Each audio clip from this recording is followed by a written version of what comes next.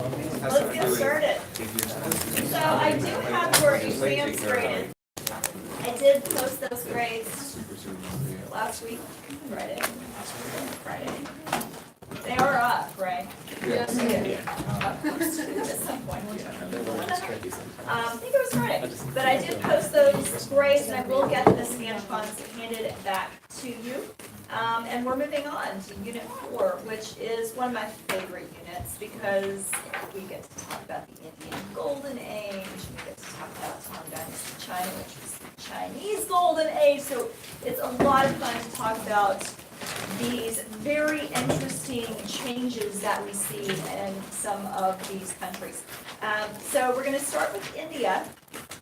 We'll talk about India today. I do have a bit of a group for you to do today. We are going to watch, I don't want to call it a movie, it's not really a movie, but it is about a very famous Indian story called Shakuntala, written by a man named Kalidasa.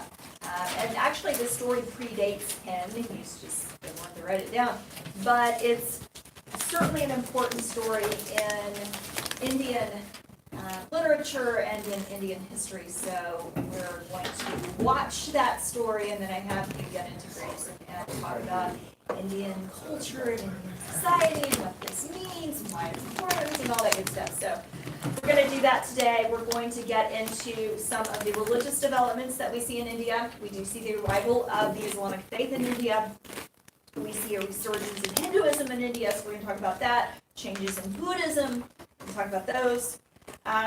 We are going to get into, on Thursday, China, which is really interesting, the Tang, the Sui, and the Sung dynasties. We'll talk about all of that.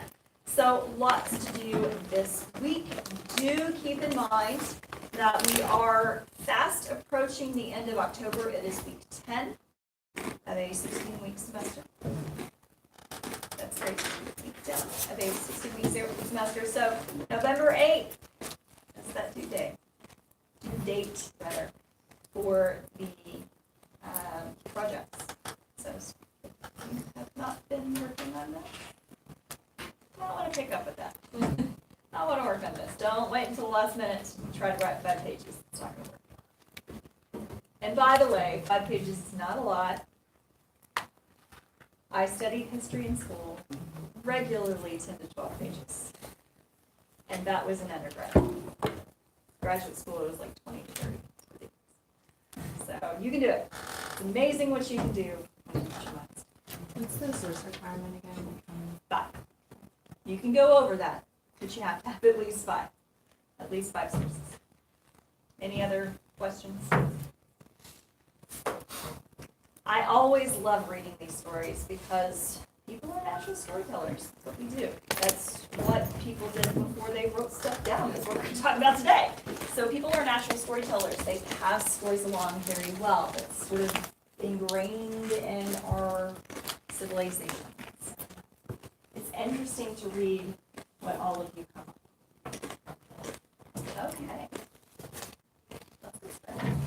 All right, India and Southeast Asia. We're actually not going to get to Southeast Asia today, but I did put this map up here to give you an idea of where we're going to be in the world, at least for the next couple of days. So India, of course, coming at it. India right in here, and Southeast Asia. So that is going to include, we're going to talk a little bit about Vietnam. We're also going to talk about Korea as well a little bit. So we will get into some countries that we haven't really touched upon before. We're going to talk about those in this unit. But let's start with India. The last we were talking about India, we were talking about the Mauryan dynasty, the Mauryan era. That is going to fall, and that will fall by about 185 BCE. So 185 BCE, the Mauryans have fallen. And one of the biggest reasons the Mauryan dynasty falls is because of money problems. You got to chalk it up to money problems. One of the things that they tried to do to keep that empire together was to have a large standing army even in times of peace. If you're going to have a large army even in times of peace, you have to pay them. Except when they had this very large army and they had to pay them even in times of peace, They were expending more money than they were actually bringing in. So that's going to be one of those money problems. What ends up happening from that is what we call the debasement of currency. So they had coins, precious metal coins, and what they would do to debase that currency, they would literally chip parts away from it. But they would say, oh, but it keeps its face value. Well, people knew that it didn't have its face value. If this was a coin that was supposed to represent this, but you've taken a big chunk out of it, it no longer is worth that. So the debasement of currency is something that gets the Mauryan Empire in trouble as well. So for all of those reasons, the Mauryans are going to fall. Now, at some point in the late 2nd century BCE, we do see, at least in the northwestern part of India, the Greco-Bactrian peoples. Let me write that on the board for you. The Greco-Bactrian peoples. And they're going to be in force for a while, but eventually, by the time we get to the CEs, and especially when we get into the 200 CEs, so by 270, they're definitely around, we have what are called the Kushans. And I've given you a map that shows you how far into the Indian Peninsula the Kushans are going to make it. They're not going to make it all the way down. Yes? I'm sorry, I just think real quick. What, Greco, how do you spell that one? Bactrian? Bactrian or T? That's a T, sorry. I got excited too excited here. That is the Greco-Bactrian peoples. So they're not going to make it all the way down into the Indian Peninsula, but they are going to make it into this northern part. The Kushans are going to come from more Central Asia, and they're going to be around for a little bit, a couple of hundred years. But they are going to make an impact, at least in this northern part of India, because what they do is to tap into these Silk Roads. We have been talking about the Silk Roads. We're going to continue talking about the Silk Roads, those very important trade roads that crisscross Asia and eventually bring stuff all the way to Europe. But, let's just kind of off the map here, sorry about that. But these roads, or water routes, have those as well, are going to be important if you can tap into them. And the Kushans do, and you notice that one of these roads makes it through that northern part of the Indian Peninsula. So the Kushan are very good about that. Now, there are going to be some things that go on when the Kushan have control, at least in that northern part of the Indian Peninsula. One of the important things that we start to see, because they've tapped into those Silk Roads, because they're really good at that, we start to see for the first time this exchange of art, exchange of those kinds of things. And we start to see the first literal representations of Buddha. And that's important because when we see the spread of Buddhism out of India, especially to places in Asia, where Buddhism is going to, in some of those places, become very popular as a religion, the way that it spreads is along these roads, but one of the ways that it spreads is by taking those little representations of Buddha to these places in Asia and saying, oh, by the way, here's this figure and let me tell you about it. So it was a way to, in some ways, proselytize, if you will, but it's going to pique the curiosities of those individuals who are going to come into contact with those figurines, those Buddha figurines. So that was important. We call the Kushan, historians I should say, call the Kushan the cultural intermediaries. The cultural intermediaries between the Mauryans, the Greco-Bactrians, and the Guptas, which is the group that we're about to talk about. They're going to be the ones that within that period of time that they are in existence, they are going to help spread art, spread culture, spread ideas along those trade routes, which helps to eventually form what becomes the Indian classical age under the Gupta dynasty. Also during this period of time, the Buddhist monasteries, interestingly enough, start to become those sort of patrons of art. So as we see the spread of Buddhism, we also see the development of Buddhist monasteries in different locations. And because they're going to travel along those trade routes, they're going to become patrons of all of this art and all of this knowledge as well.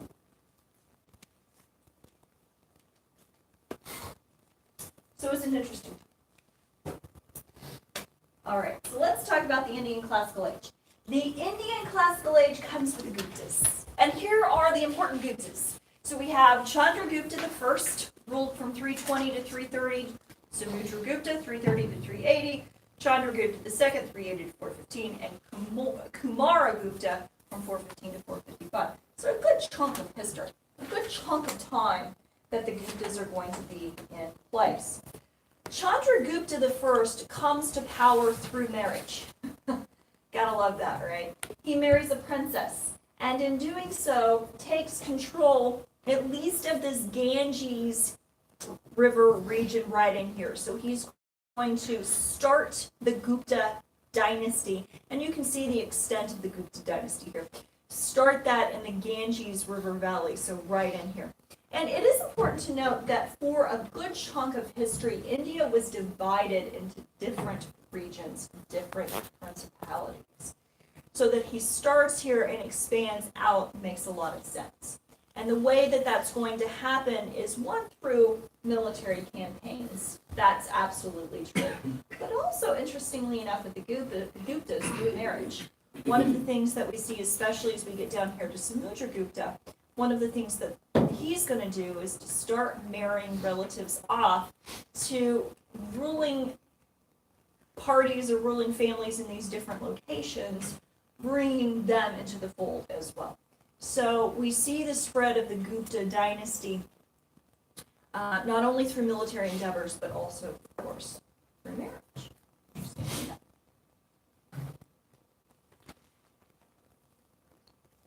Chandragupta II is going to be the guy to spread the Gupta dynasty into Western India. And that is going to include very important Arabian Sea. Here's the Arabian Sea, here's the Indian Ocean, Bay of Bengal. To spread the Gupta dynasty to those important ports that are part of not only the Indian Peninsula, but will connect India to other ports, to other parts of that trade network that existed. So how did the Guptas rule their dynasty? Well, they do so indirectly. So when we talk about expansion of dynasties, and even when you get into colonization, when you get into imperialism, which is much later, it's the second part of World Civ, but even when you get into that, there are two different kinds of rule. So there's direct rule, you're going to rule with a heavy imperial hand, or there's indirect rule. So you pretty much leave the power structure in place as long as they show loyalty to you. You're the new leader, as long as they acknowledge that and they don't try to overthrow you. You leave them in place. And most people are happy with that because these are the guys that have been in place before you came along. You're not rocking the boat, if you will. That's how most people like to rule. If we look at rulers who come in and establish authority over different locations, that's how they would prefer to rule, because you don't have to send military forces to consistently put down rebellions. You can keep everybody happy very quickly. The Guptas are going to be able to do this. They rule indirectly. And it's under Kumaragupta, so 415 to 455, when we get into the 5th century, that we see a similar thing to the Pax Romana. So remember, the Pax Romana was the Roman peace. It was this period of relative peace in the Roman Empire and the 5 great emperors. Well, this is a period of peace by the time we get to Kumaragupta under the Gupta dynasty in India. The other really interesting thing that happened, any questions about this? What did you say about Chandragupta II? He's going to spread the empire to Western India and especially the Arabian ports. One of the other really interesting things that we see is the resurgence of Hinduism. Now, the last we talked about India, we talked about the 2 big religions coming out of India, which of course was Hinduism Comes with the Aryans, starts out as Brahmanism and develops in Hinduism. And Buddhism. Well, I said that Buddhism starts to make inroads because of the rejection of the caste system, this very rigid social hierarchy that was in place that the Aryans bring with them with the invasion in 1500. That's true, but by the time we get to the Guptas, by the time we get to the 4th and 5th century CE, we start to see this Hindu resurgence. And with this Hindu resurgence, we start to see the further solidification of the caste system in Indian society. Because there are going to be parts of the Hindu faith that very much justify or support that development of the caste system. We'll also talk about some of the writings in the Hindu faith that mention the caste system as well in just a minute.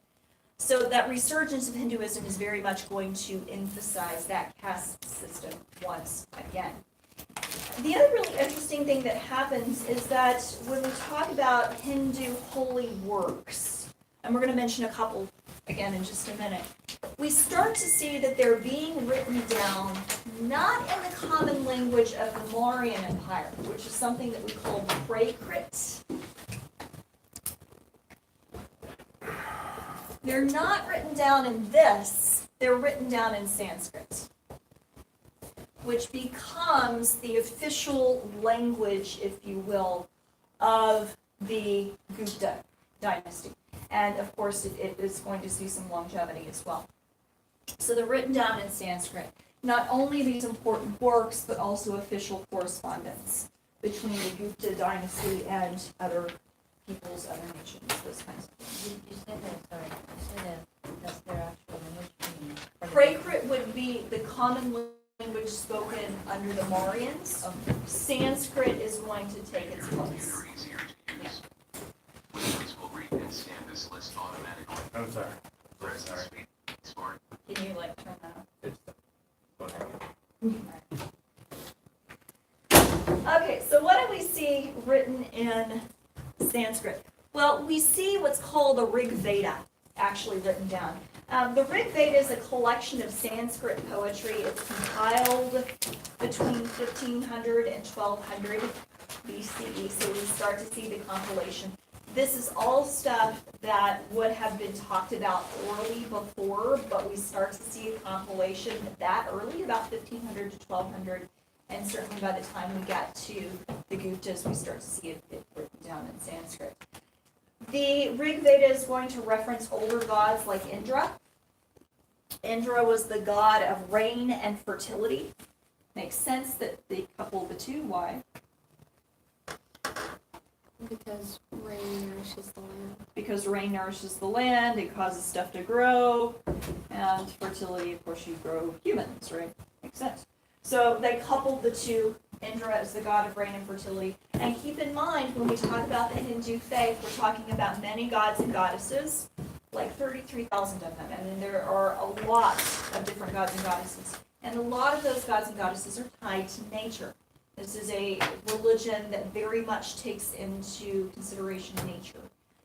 So a lot of these gods and goddesses relate to nature in some way, and Indra is a really good example. So the Rig Veda references these older gods, talks about music, acting, dance as all ways of worship. And if we look at Indian society, there were certain dances that were very ritualistic dances. People would have learned them in certain ways because they meant something. It was a way to worship. All of this is discussed in the Rig Veda as well. The other thing that the Rig Veda talks about is creation, but it doesn't give a specific creation story. In some other religions, we have that specific creation story, like this is what happened, right? We don't necessarily get that with the Rig Veda. It's very vague. And let me just read to you what the Rig Veda says about creation. It says, quote, "Who really knows? Who shall here proclaim it? Once things came to be, once this creation, once it came to be, whether it was made or not, he who is its overseer in the highest heaven, he surely knows. Or if he does not know," it gives no specific answers. So there's no specific creation story, at least in the Rig Veda, that we see. And it's out of the Rig Veda that comes that justification for the caste system. So there's this creature that's mentioned, this being that's mentioned in the Rig Veda called Purusha. And at one point in that story, Purusha is killed and cut into different pieces. And those different pieces represent the different Indian castes. So we do see that religious justification for the caste system in the Rig Veda. So the Brahmanas and the Upanishads. The Brahmanas are going to be rituals and myths. Rituals and myths. So it's a book of rituals, it's a book of myths. The Upanishads is where we see a lot of those really important tenets of the Hindu faith talked about. That includes the idea of mystical ideas, oneness of man and universe. Recall that Hindus believe in reincarnation. They believe you were born again. And that's part of the caste system too, or at least part of the caste system is part of that. So it's the idea that you're born into one caste, eventually work your way up. You get out of the wheel of life, you're a really good person, and you do really good things in life, you get out of the wheel of life, and your Atman, or your individual soul, it's called the Atman, that was the individual soul, can achieve oneness with the Brahman, or the universal spirit, and that happens through reincarnation. So the Atman gets reunited, if you will, with the Brahman. And that happens through reincarnation. We talked about karma just a little bit, so it's the idea that actions in life are going to affect reincarnation, going to affect your future lives. But there's also dharma, which emphasizes ethical and religious duties. Dharma emphasizes ethical and religious duties.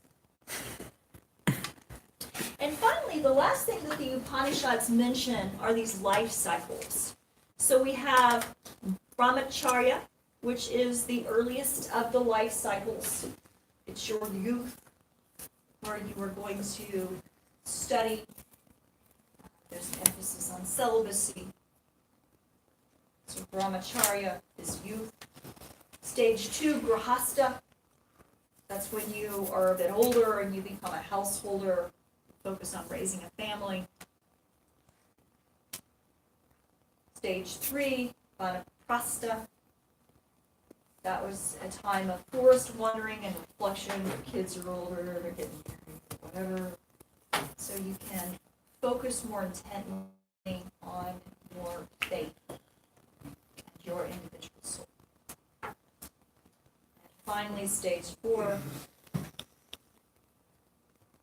sannyasi, meditation and preparation for death. So you've reached the end of your life, you're preparing for death, and of course, that's only going to mean one with the Brahman or reincarnation into a different life. So the Upanishads would mention all of this.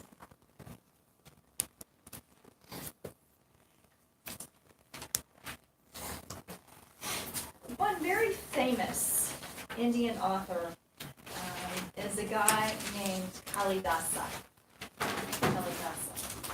And Kalidasa is going to be the one to write down this epic poem that I mentioned at the beginning of class called Shakuntala. And it's actually going to be the first Sanskrit poem translated into a Western language. So it holds that distinction. The first Sanskrit poem translated into a Western language. It says a lot, I think, about Indian society. It says a lot about the values and cultures of Indian society, certainly in Gupta times, but then later times too, because it also is very much tied into the Hindu faith. So what I'm going to do is to show you a film about Shakuntala. It's not live action. It's actually a cartoon version, and the reason that I chose this is because the live action version is actually 2 hours long, and we didn't have time to watch that. And also the cartoon version I know is PG. So there's no issues with stuff that might be offensive, I guess. I don't know how to say that. So it's all good. This is good. It's not going to be, it's not the best produced cartoon that you're gonna see. Just get beyond that. Focus on the story. And this was actually produced by an Indian company. So they produce these cartoons of these very famous Indian stories for children to watch and to carry on those stories, to have those stories that are important to Indian society. So this is the reason they produced them. So focus on the story, focus what is going on. There are going to be captions at the bottom, so that gives you a good idea of how to spell those names as you're taking down, just jotting down things. As you watch the film, pay attention to everything that you see that pops out at you as important. This says a lot about Indian society, or this says a lot about culture in India at that point in time, or whatever the case may be. So kind of jot some things down. I do have specific questions that I want you to answer. I'll put you into groups after we watch this, but just kind of keep a running tab of things as we go along. Let me get this started. And again, it is a cartoon, but focus on the story. It's the story that's important.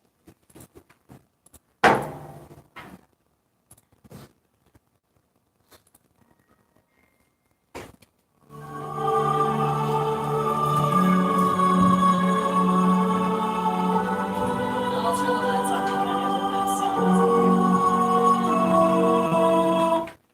Long, long ago in ancient India, there lived a sage named Vishwamitra who was born as a king. He was a highly God-fearing and determined person. To please the gods, he once retired to the forest and lived the life of a saint for years together. As years passed in meditation, he started obtaining miraculous powers.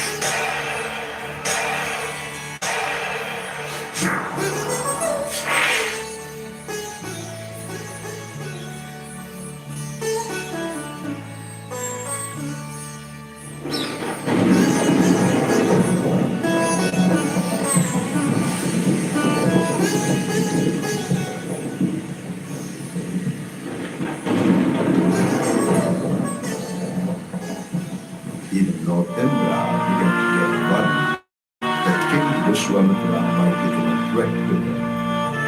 So, Indra decided to make Vishwamitra give up his meditation. He did not want to face Vishwamitra directly, as he knew that he would be cursed. He decided to take the help of a beautiful palace dancer named Menaka to distract Vishwamitra and interrupt his meditation.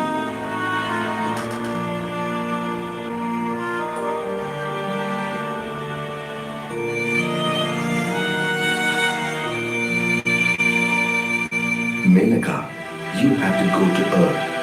Use your skills in music and dance and catch Vishwamitra's attention. He should not meditate further. My lord, please do not make me do this. Vishwamitra is a holy person. It will be sinful to distract him. Menaka, don't give me any excuses. Just follow my commands. Menaka did not argue any further. She reached the forest where Saint Vishwamitra was performing his meditation.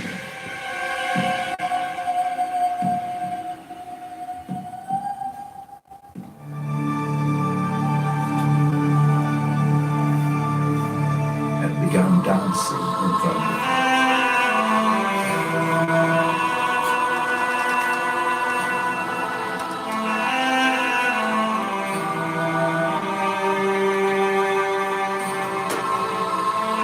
First, Vishwamitra was not disturbed.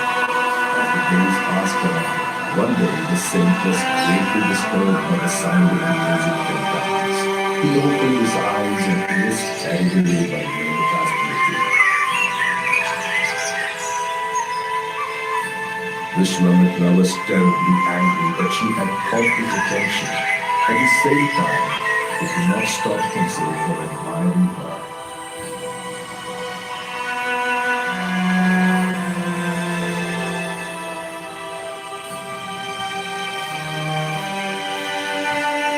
Who are you, beautiful damsel? I'm a poor forest girl, my lord. But you look like a princess. You also dance very well. Thank you, my lord. Vishwamitra became completely mesmerized by Monica. He forgot about his meditation and started dancing with her. After a few days of dancing and singing with the celestial maiden, Vishwamitra realized that all his meditation has gone to waste. He regained his senses. Tell me the truth. Who are you? My lord, please forgive me. I'm a celestial dancer in Lord Indra's palace. He sent me here to distract you and disturb your meditation. He is my master and I had to obey him.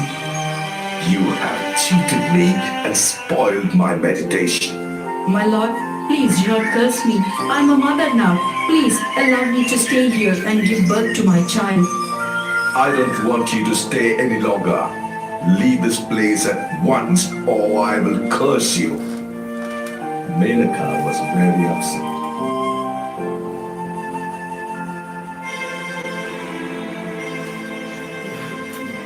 She reached Lord Indra's palace.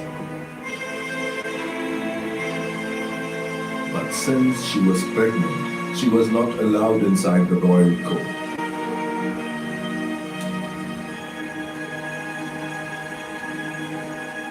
She gave birth to a beautiful baby girl and named her Shakuntala.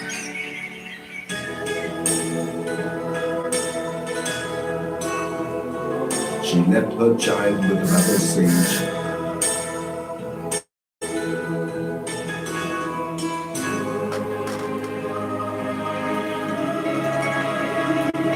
And went back into Lord Indra's palace.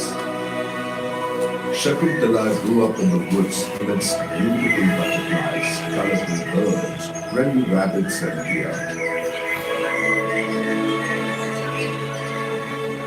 Where all the children lived and studied together.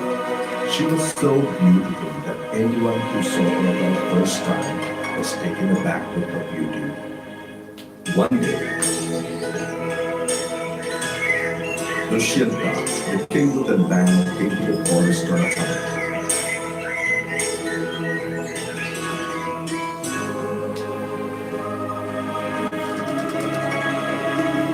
Following a wild boar,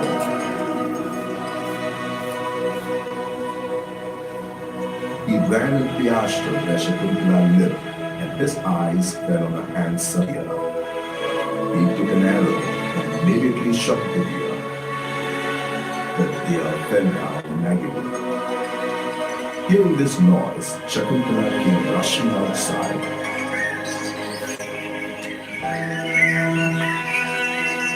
King Dushyanta was stunned by Shakuntala's great beauty. Hunter, what have you done to my lovely deer? If something happens to my deer, you are solely responsible. How could you kill this poor creature? Beautiful princess, please forgive me.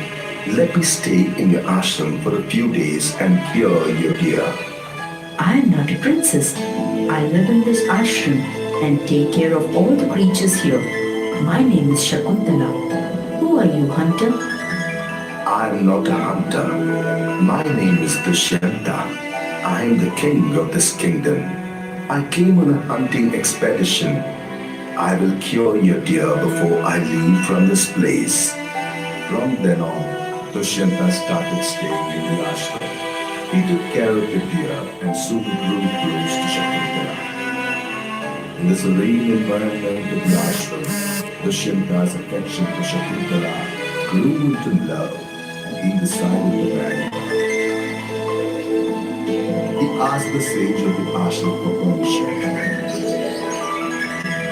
He finally married Shakuntala with the blessings of the nearby elders.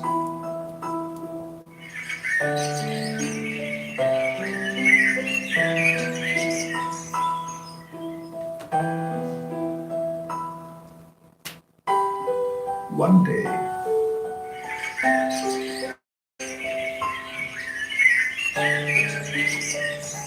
Why do you look so sad, my lord?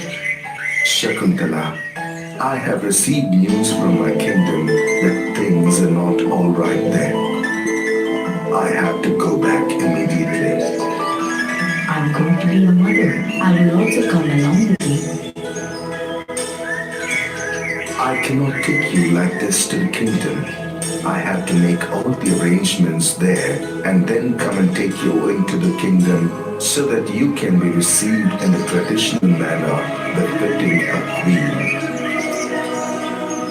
My lord, I am really scared to be alone at a time like this. I don't know when you will come back. Shakuntala, you must trust me. I don't want to leave you now, but it is my duty as king. I will give you my ring. Keep it as a token of my affection. Dushyanta presented Shakuntala with a ring and left the ashram.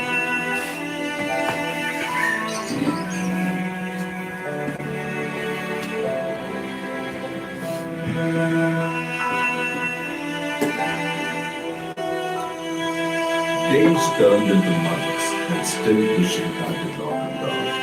Shakuntala was deeply worried. She could not do any of her duties properly. She was thinking about Dushyanta all the time, and she forgot all her responsibilities. One day, Sage Agastya came to the ashram. Shakuntala was in her own world, and she did not see the sage. The sage stood there for some time, but even then, Shakuntala did not notice him, as she was completely absorbed in her thoughts of Dushyanta. The sage grew terribly angry.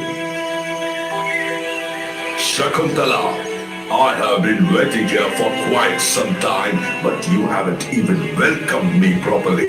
If this is how you treat your elders, then the person whom you have been dreaming about will certainly forget you.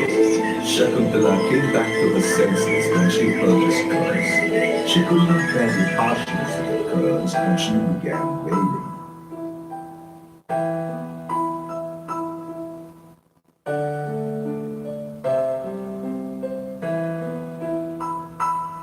My lord, Shakuntala is deeply disturbed. Her husband is not with her and she is expecting a child. Please pardon her and please give a remedy for this curse. All right. If Shakuntala shows her husband any article that he has given her, he will remember everything. Thank you, my lord.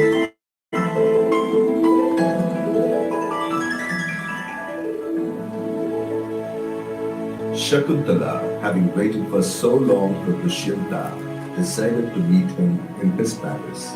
She took her belongings and left the ashram. On the way, she had to travel by boat to reach the kingdom. She was carried away with the beauty of the clear and colorful waters. She began playing with the water, dipping her hands in it.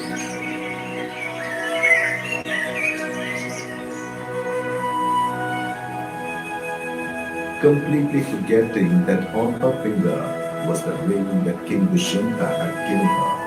The ring slipped and fell into the water.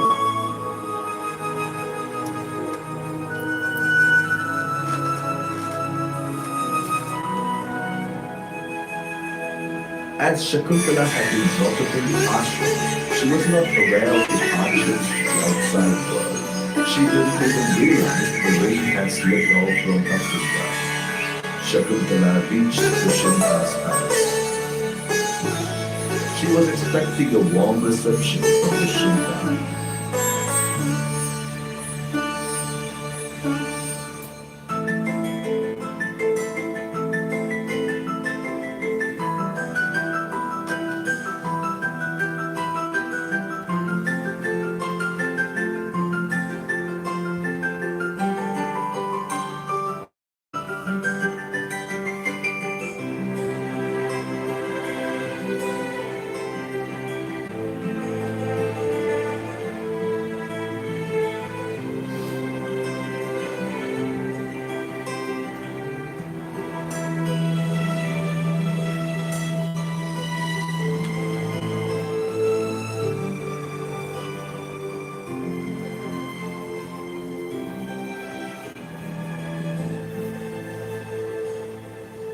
On seeing Dushyanta, tears began rolling down her cheeks.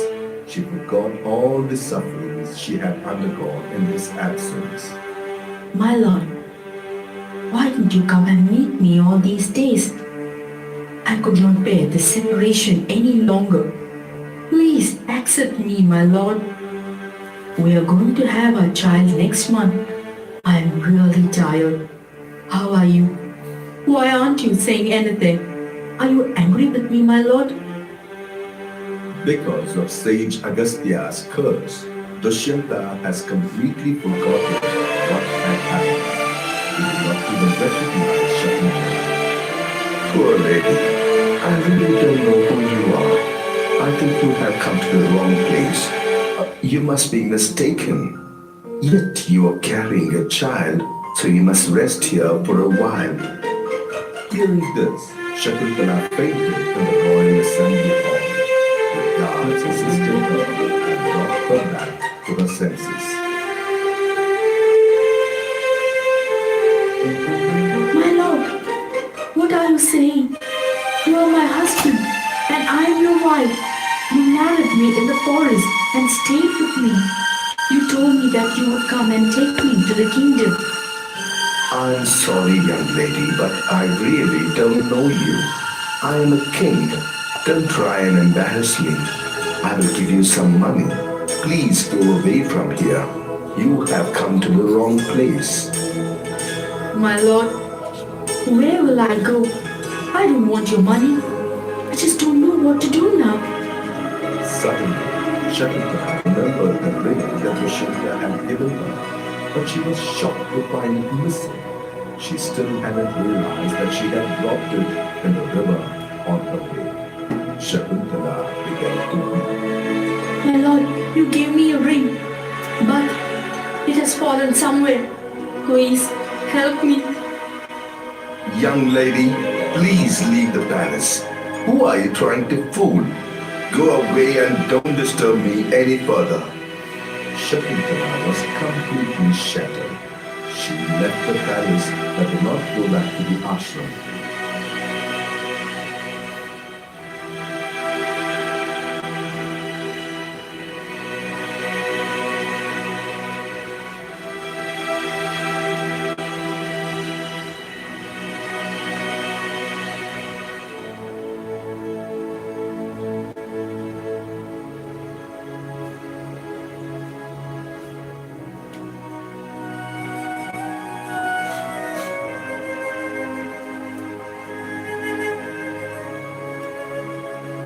She decided to live alone in a nearby forest.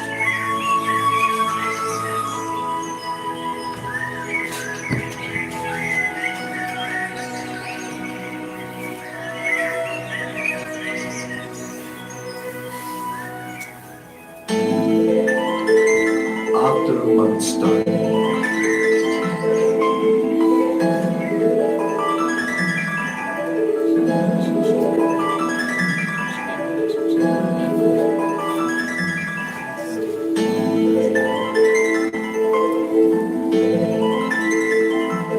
she gave birth to a handsome baby boy. She named him Bharata. Bharata was a great child.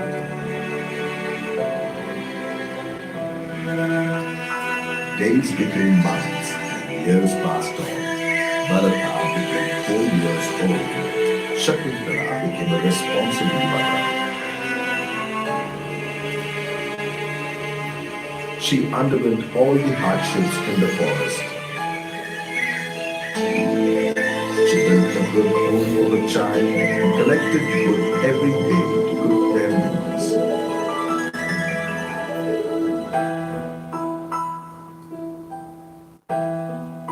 She taught him all the Vedic chantings and divine mantras.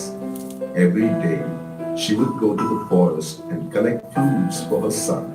All through the day, even though she was absorbed in the thoughts of her husband, she did not fail in her duties.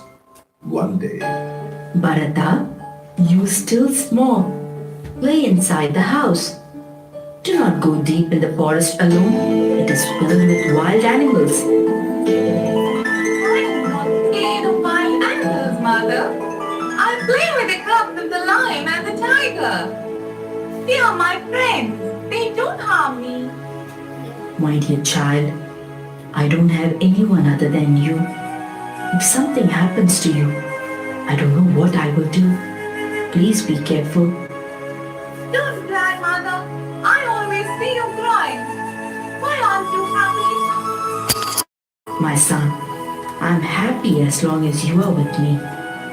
Mother, all the animals, even the lions and tigers, have a father and a mother. I don't have a father. Where is he? Shakuntala was highly disturbed when she heard this. My child, your father is King Dushyanta, and he lives in the city. He has to take care of the kingdom. But then why are we here? We should also go and stay in the city with him. Your father will come one day and take us to his kingdom. Till then, we will stay here. Shakuntala somehow convinced her son and sent him off to play. She was deeply disturbed by her son's eagerness to meet his father and did not know how much longer she could dissuade him. One day, a fisherman caught a fish and began cutting it so that he could sell it in the market. Suddenly, he saw a ring in his stomach with the fish. As he had the kingly emblem on it, he handed it over to King Dushyanta. As soon as King Dushyanta saw the ring, everything he had forgotten as a result of the sage's curse came rushing back to him. He rushed into the forest. Shakuntala! Shakuntala! Where are you? I have come back. Please pardon me.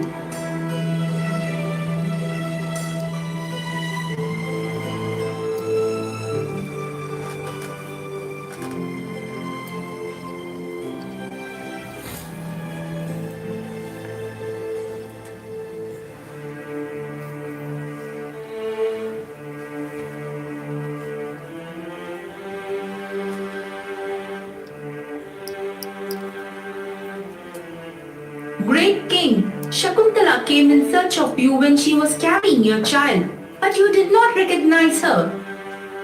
It is all because of the curse of sage Agastya. Now after seeing the ring you have got back your memory? Where will I search for Shakuntala now? What has happened to my child? My God, what have I done? My lord, we don't know how we can help you. We don't know where Shakuntala is. Dushyanta was terribly upset.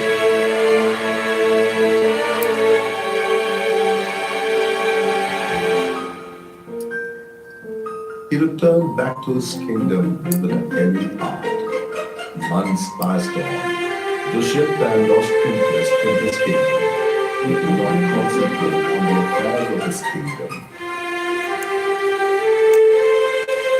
My lord, why don't you go for hunting for some time? Time away from the kingdom may distract your mind. I don't want to go anywhere, nor do I want to stay here. Great king, you are a great warrior. Thousands of people in this country are dependent on you. If you cannot concentrate on the affairs of the ministry, our enemies will capture our kingdom very easily. Have mercy on us, Maharaj, and please cheer up. You will definitely find your wife and child one day. Upon the advice of his ministers, King Dushyanta went on a hunting expedition to a forest. He was carried away by the beauty of the forest and became completely occupied with thoughts of how he first met Shakuntala, memorable moments of his marriage.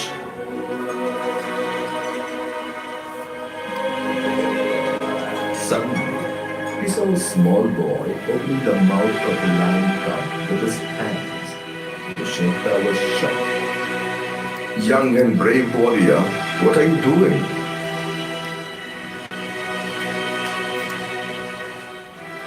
Can't you see that I'm playing with my friend the lion?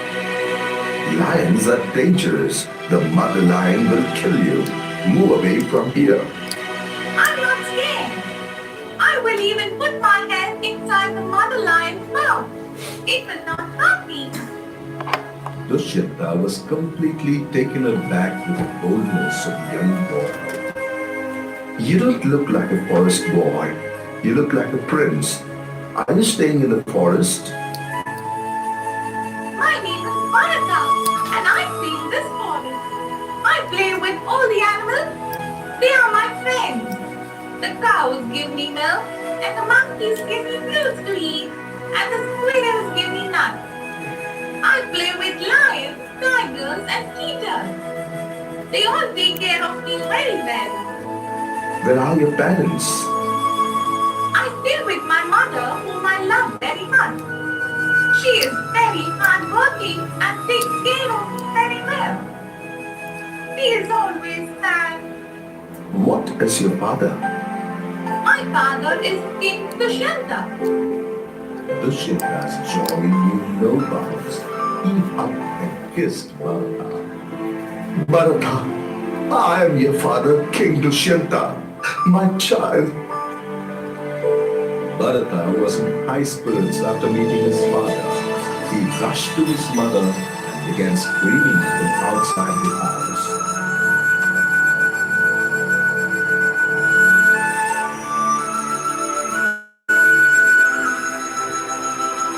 Mother, look who has come. My father has come. Mother, come fast. Shakuntala could not believe her eyes. She became speechless and tears started rolling down her cheeks. She ran and fell at Dusyanta's feet. Dusyanta took her in his arms and consoled her. Shakuntala, will you forgive this sinner? My lord, it is my curse and my failure to do my duties that was the reason for all this suffering. I knew that one day you would come to take us. Shakuntala, I will put an end to your suffering this moment.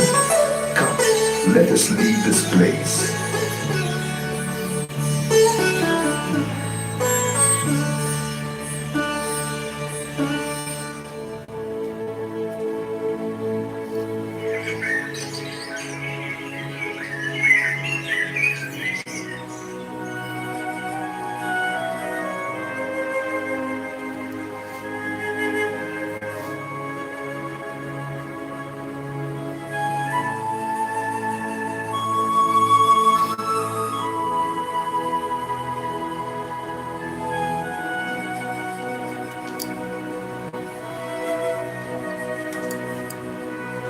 Shakuntala, along with Bharata, left for the kingdom with King Dushyanta.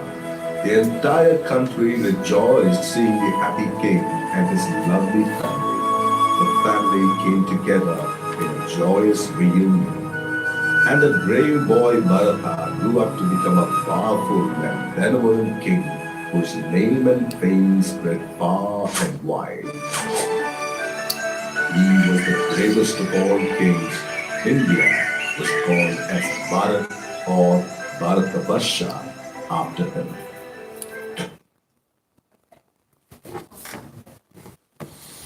Alrighty. So, it's not over.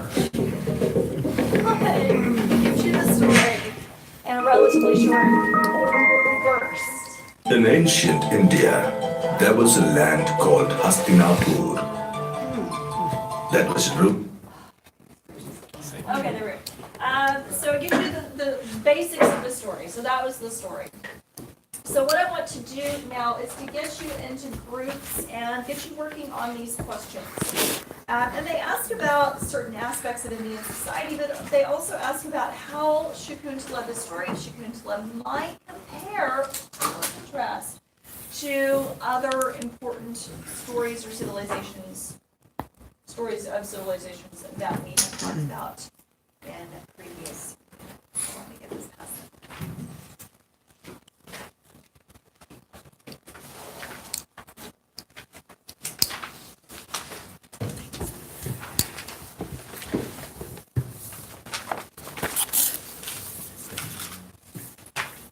All right, so find a group.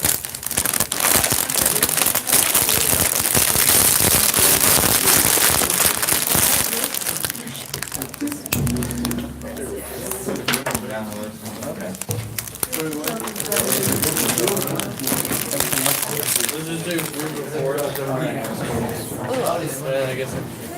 do one question each and then we can send this.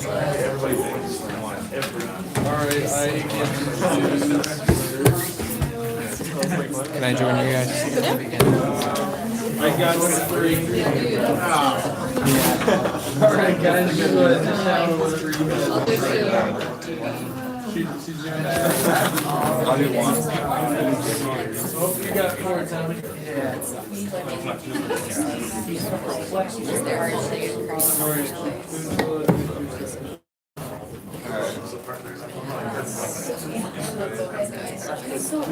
Another one's like family. It's a very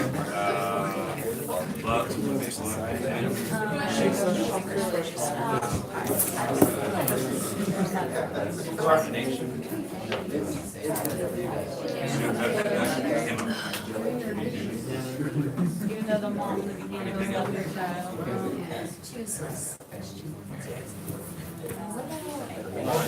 And mine, can I go like the? No. Question 4 sounds. No, I'm not sure how that works.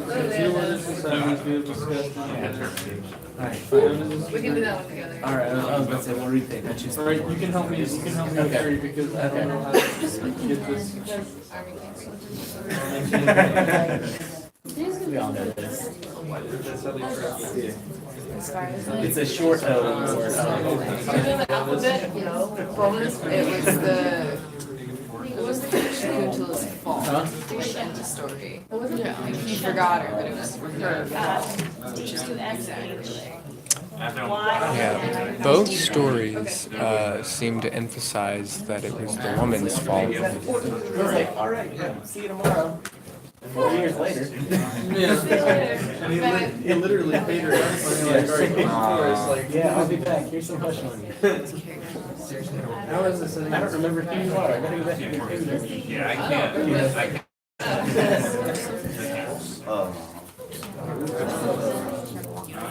Oh, what? Oh, I guess he is nice. When you take this dangerous kid, this is like, oh, I have an alliance now. Like, yeah, do it. By the way. Not something. You're not coming to me for hours,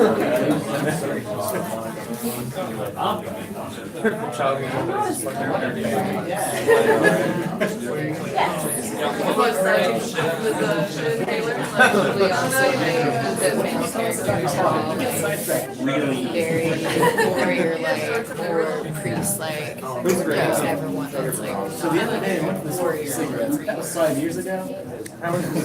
Yeah. I mean, those were their top 2, like, the top 2 places in the caste system. And the royalty and warriors, and then the priests and sages were the most powerful. They were both easily distracted. So that would make them be like the goal. Like any man would want to be like this. What is? Oh, your parents. Explains the concept of the origin. All I'm saying is, Well, David. easily dispersed. I think that's No puberty yet. nature. This is true. How did she get pregnant? That's what I thought. She was alone. Like, Yeah. that's hard work. She really trusted those lions. Lions. What? I wouldn't suggest it, but you can give her. Was Yeah, it docking would stuff. be very difficult. You have to be very coordinated. Really high. Well, I want to know how she built the house. She's an independent woman.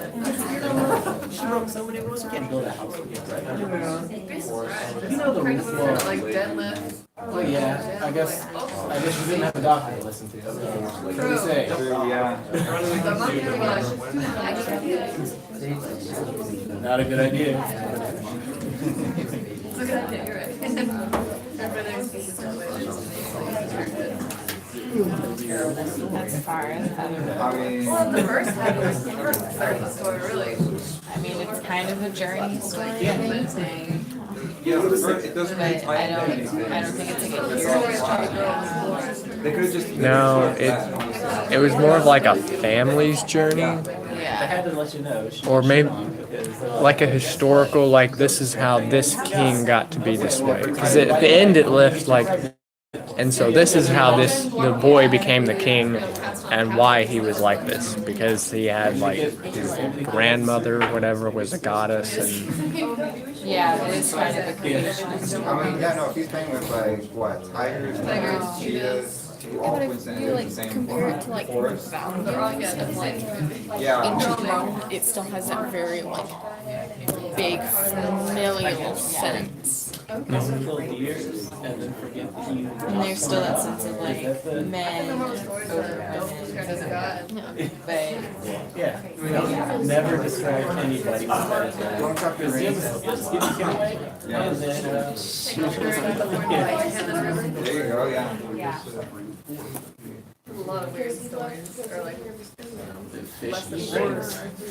mean, you could like also compare it to like the Mayans with like the nature and the like influence of that. Yeah. I don't know enough about like specific words. Like I don't think it's a hero's journey. it's so like the hero's journey. The form of that story is, so you have, well, so like Star Wars, Luke Skywalker, he's on a planet, and then he finds out that there's this whole bigger thing going on, and he gets a mentor that helps him get there. The mentor opens his eyes to this, gives him some new power. Then the mentor dies, and then the hero is supposed to finish the mentor's work and ultimately change his views on society, It was a good focus, there was a focus, alright? or whatever is the main I story's always think about. of it like Harry Potter, how like Dumbledore's the one that like looks out for him and teaches him all about the Horcruxes and everything, and then it's like, oh, haha, you're on your own now. Have at it. Yeah, that's kind of That it. raising your. It doesn't really get to that till like the end two books. Yeah, but But- it's still kind of like a just extended.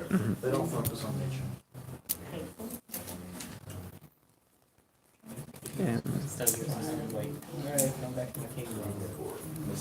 They won't welcome you. You keep quiet. My wife. Yeah. Few more minutes to work on these. It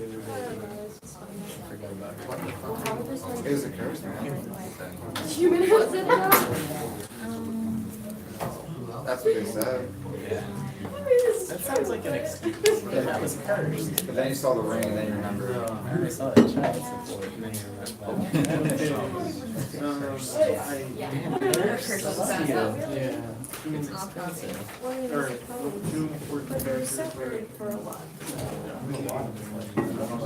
And then when we were doing it together, I just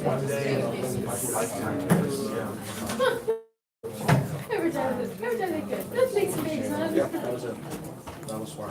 Smart was. How sad. It's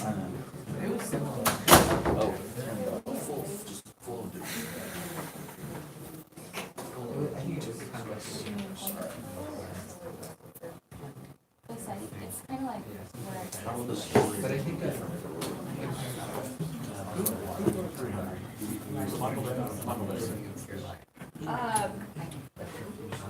I can go direct. Wait, what? I don't know if you read the script, like. Probably attention.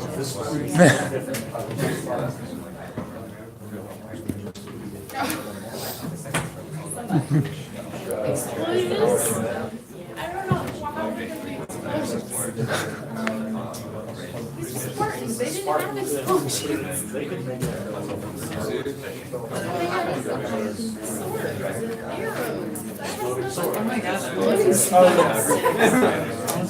There's no way that movie's over 10 years old. Which one? 2008. Movie's 12 years old. Oh my gosh. My sister always laughs because like when she has Sirius Radio, when they do like the free weekends, she'll put it on like the early 2000s, like Oops, I Did It Again comes on and it's like 20 years old. Oh, it was directed by Zack Snyder. And you're sitting there and you're like, that makes me feel old. Yes, it is. That's who it was. Batman v Superman. like a big Zack questions. Snyder And keep in mind, so, yes, there are some things in the story that you might be like, what? He leaves, and then she gives birth, and then the kid's 5, and then he comes back. Yes. But keep in mind that with these kinds of epic stories, there are some elements that get exaggerated. There's a purpose behind that. There's a purpose behind that exaggeration. So kind of keep that in mind. Okay, so what are the main themes of the story and how do they relate to Indian society? So what are the main themes? Duty. What else? Family. A lot Family. of emphasis on the women causing the issue. Yeah, we'll get back to that. All that idea, because we'll talk about Indian gender roles in just a moment. But yes, so family, duty, responsibility, what else? Mysticism, nature, respect, what else? Dancing, remember, because I talked about the Rig Vedas, and I said dancing is very important. There are certain rituals that you can perform through dance, and you saw Menaka, who was sort of like Indra is the god, so she is of his court, so she's a goddess, but a lesser goddess, so she comes down and was performing that ritual dance. So that was important as well. What else? Meditation. So religious surrender in some sense, religious, what's the right word? Just go with religiosity. So religiosity. What else? I don't know if I just made that up, but it sounds good. Hunting. What else? Loyalty, absolutely. What else? I think you hit all the major ones. So how does this relate to Indian society? What do you think? How does it relate to Indian society? So a lot of the holy men in meditation and then like the warrior people, they're the top 2 castes. Yeah. So a lot of the emphasis in the story on those two because everybody wants to be up there. Sure, absolutely. That's a really good point. So when we talk about the Hindu castes, the Indian castes, they are at the top, the Kshatriya and the Brahmins. So they're at the top, and that is what we see. We see the ashram, we see the sages, we see those religious figures, and we also, of course, see King Dushyanta at his court. So we see all of those things. And we don't necessarily see the other castes, do we? And in fact, at one point in the story, the narrator said, Shakuntala, she grew up at this ashram, and she has no idea what real life is like, right? And they don't even show us that, but that kind of gives us some sort of justification. Well, this is why she lost the ring. This is why she is going to run into so many problems, because she's leaving the caste, leaving the society that she knows, and she's venturing beyond. So what does that say about those Hindu castes? They isolate. They were sheltered. Yeah, they were sheltered, they very much isolate. And that is absolutely what we see in Indian society. You weren't supposed to mix anything. When it came to those castes, you weren't supposed to marry somebody who was in another caste from you. I mean, there were all kinds of restrictions put on those castes. So that is something that we absolutely see. What else?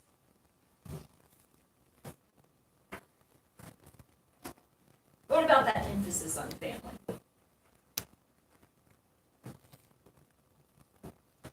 Obviously very important.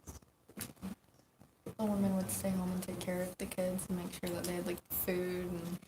Yeah, so we see some kind of gender division. So it was important that Shakuntala took on the responsibility of motherhood, and that she was the emphasis was on her being a good mother to her son, and making sure that he grew up and he stayed safe and those kinds of things. So there was definitely that emphasis that we see. Let's see here. List the important characters. How are these characters symbols for Indian ideas and beliefs? Because in these kinds of stories, in these kinds of epic poems, the characters absolutely function as symbols. So let's start with Shakuntala. Hannah already mentioned one, right? the mother or the maternal role. What else could she represent in Indian society?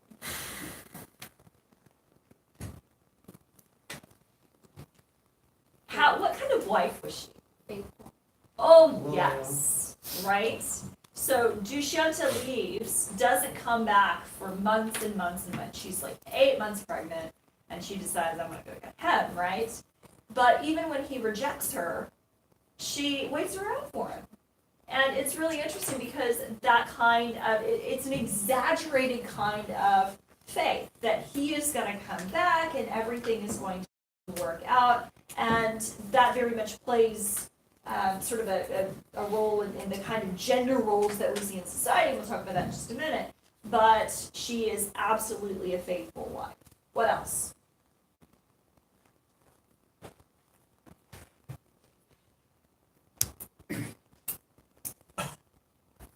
Is she religious?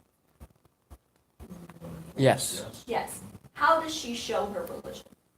She teaches her son all the mantras. She teaches her son all the important mantras, all the important things that she believes he should know if he's going to go on and be a good king. What else? What else does she do? How else does she demonstrate her faith? So the Hindu faith is tied to what? Nature. So how is she demonstrating her faith? She just goes and gets lost. Nursing that deer, goes to the forest when she gives birth to her son.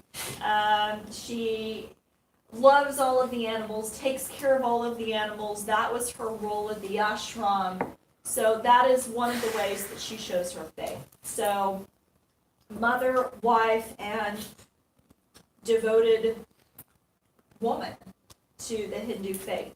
That's what we get from Shakuntala. What about Dushyanta? What about the king? Kinda sucks as a dad. Well, in his defense, he forgot, right? First. Well, then it's a.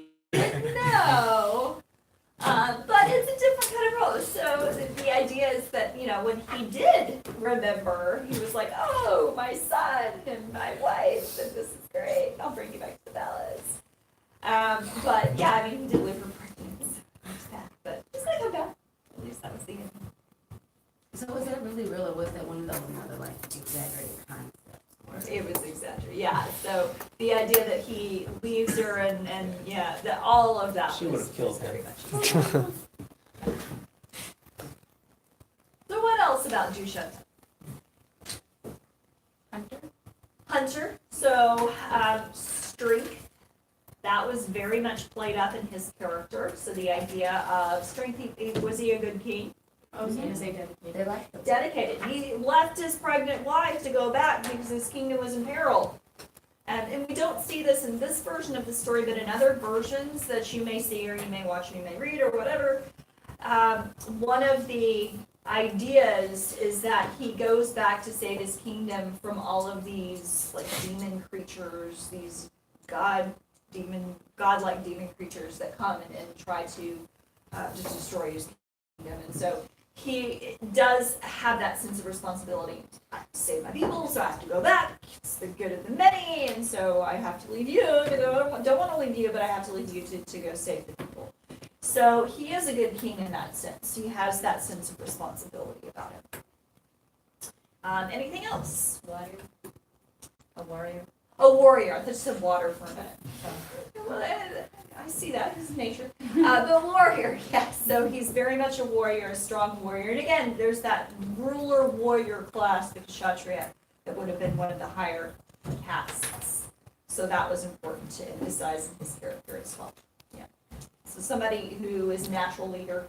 Do you think this song does the traits of playing with the wild animals was because of the king? Oh, in part, but also because his mother was the daughter of lesser goddess. Yeah, so there's that religious thread as well. So that gives him some kind of sort of unnatural ability to stick his head in the lion's mouth and not have the lion kill him, and that sort of thing. Again, that's the exaggerated part of that. Don't go try that But that's the exaggerated part of that he's so tied to nature because he is the son of a good king, the son of this very faithful woman who's half goddess herself, and because of that, that gives him that ability. So yeah, it's exaggerated as well. Anything else? Okay, so Indian gender roles. What did you pick up about that? Very traditional because of the time period. Well, I just kind of in that society. So within that society, within that religion as well, the Hindu faith, there were very sort of rigid, not only castes, but rigid roles for men and women. What about that first scene, or one of the first scenes where Menaka, who is Shakuntala's mother, King Indra tells her, the god Indra tells her, you need to go down, break the meditation of this guy who keeps meditating, and we need him to stop, and I don't want to do it myself, so you have to do it. And she says, I can't do that because he's meditating. He's in this religious place. And he says what to her? Don't do what you're told. Like, don't question me, go. And she doesn't question him anymore, and she goes and eventually, of course. That guy was kind of terrible too, because she came back pregnant. He did the same thing. He was like, "Go back, give the baby away, and then you can come back." I see a role here. So it's Not good. and we've talked about how women functioned within Indian society at this point in time. They didn't have a lot of rights. There was the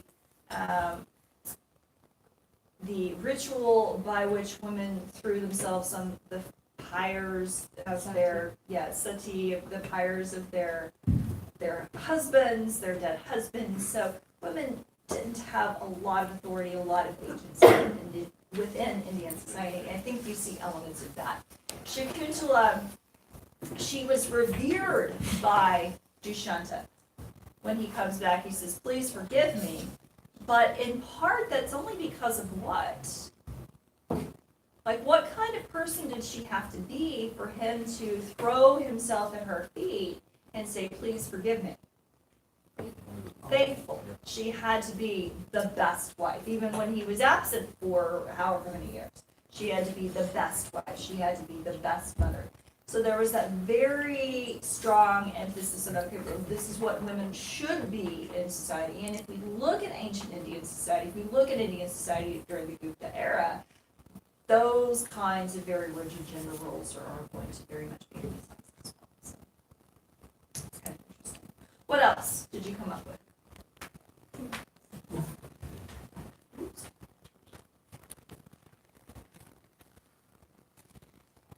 Okay, so very quickly, how is the setting of the story important? Because we're running out of time.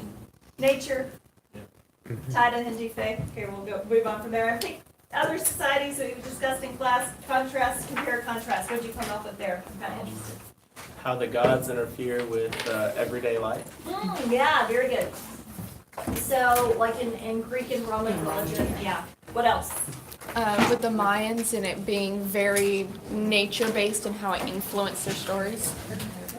So a lot of the civilizations that we've talked about, nature is very important. Their gods and goddesses are tied to nature in some way. This was absolutely true in Hindu faith as well. Any others? Gender roles like they had in other civilizations. I'm sorry? Gender roles that they had. It's pretty much the same. So there are some similarities when we talk about gender roles in different civilizations and societies as well. India had some pretty strict gender roles. Other civilizations that we talked about, they weren't as strict, but they still had proper roles that men and women would play. Okay, so what we'll do on Thursday is we'll pick up with some of the other religious changes that we see. Let me get your test back to you really when you get your test. I'll see you on Thursday. Kyle, Haley, Griffin, Danielle.